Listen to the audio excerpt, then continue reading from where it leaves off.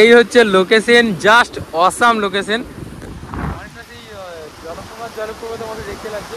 তোমরা কি আমার সাউন্ড শুনতে পাচ্ছ? এটা হচ্ছে হনুমান মন্দির, যেটা যাবো আমরা এখন, মানে কাঞ্চননগর।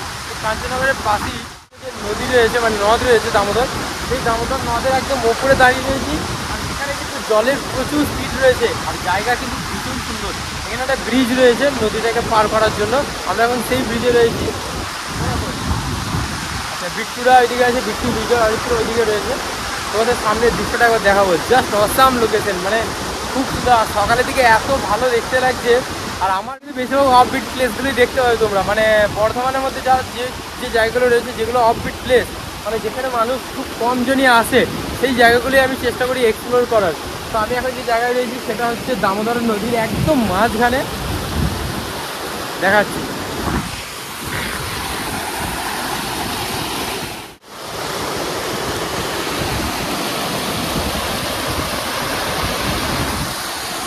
এই দিকটা ধস ছেড়ে গেছে, মানে আমরা এখন এখানে রয়েছি, আমরা এখন এই জায়গায় রয়েছি।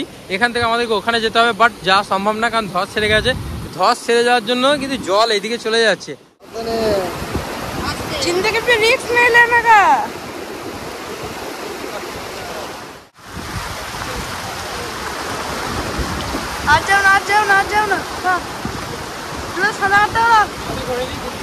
সাদা কাটতে পারো।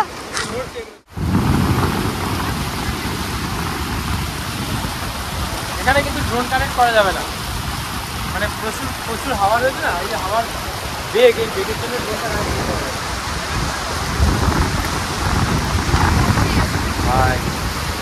দেখতে পাচ্ছ কাঠের ব্রিজ, সেই যে পুরোটাই কাঠের তৈরি। তবে এখানে কিন্তু আনন্দ যেরকম রয়েছে সেরকম কিন্তু রিস্কও রয়েছে।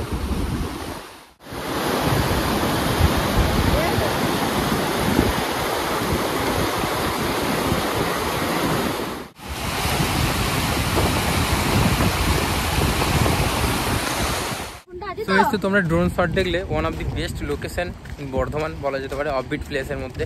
তো আগে আমি একটা ভিডিও বানিয়েছিলাম এই কাঞ্চননগরের আশেপাশেই, যে রাম মন্দির ছিল, রাম মন্দিরের ভিডিও বানিয়েছিলাম, খুব ভালো রেসপন্স এসছে। ওই রকম সেম আর একটা লোকেশানে চলে এসেছিলাম আজকে। তো তোমাদের ড্রোনের শট দেখালাম, লোকেশান আশা করি খুব ভালো লেগেছে। আর এখানে আসতে গেলে কীভাবে আসতে হবে, ওই সেম কাঞ্চননগর আসতে হবে সবার প্রথমে। কাঞ্চননগর থেকে ইদিলপুর বলে একটা জায়গা রয়েছে, কাঞ্চননগরের পাশে ইদিলপুর।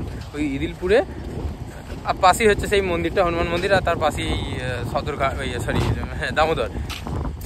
আর তোমার তো অরিত্রকে সবাই চেনে এখন, অরিত্র কাঞ্চননগরই বাড়ি। হ্যাঁ, এ ফর অরিত্র আর বি ফর বিট্টু। আর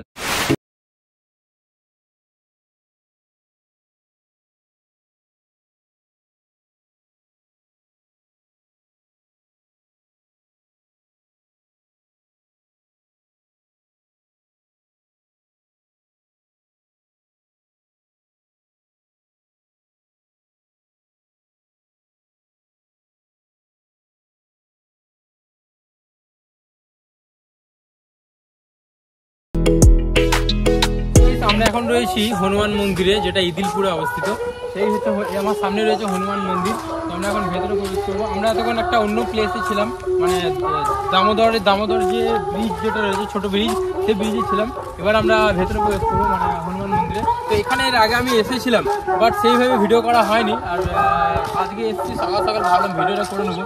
আর এই ইদিলপুর এলাকায় কিন্তু আমার এখানে অনেক পরিচিত আছে, এখানে অনেকজন আমাকে চেনে, অনেকজন ভালোবাসে। তো তাদের জন্য স্পেশালি আসা, আর কিছু না। তো আমরা এখন ভেতরে প্রবেশ করবো, আর মন্দিরটা তোমাদের ঘুরিয়ে দেখাবো। এই হচ্ছে মন্দির, মানে একদম ফ্রন্টে মন্দির, হনুমান মন্দির। হনুমান মন্দিরটা একদম একতলার মধ্যেই, মানে খুব মন্দিরের দেখো সামনে 3টে চূড়া আছে, আর পিছনে 2টো চূড়া আছে, টোটাল 5টা চূড়া নিয়ে এই মন্দিরটি। তবে এই মন্দিরে কখন পুজো হয় না হয় পুরো ডিটেলস কিন্তু এই ভিডিওতে বলে দেবো তোমাদের। আর তোমরা এই লোকেশনেও আসতে হচ্ছে। মন্দিরের ফ্রন্ট, মন্দিরের ভেতরে ছবি তোলা নিষেধ। আচ্ছা, ছবি তোলা নিষেধ, তো ছবি ভিডিও করবো না, সাইড থেকে করবো। মন্দিরটা অনেকটা বড় এরিয়া নিয়ে মন্দির, অনেকটা বড় এরিয়া নিয়ে।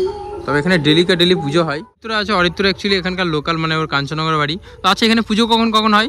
সন্ধ্যেবেলা রোজ হয়, মানে প্রত্যেক দিন পুজো হয় সন্ধ্যেবেলায়।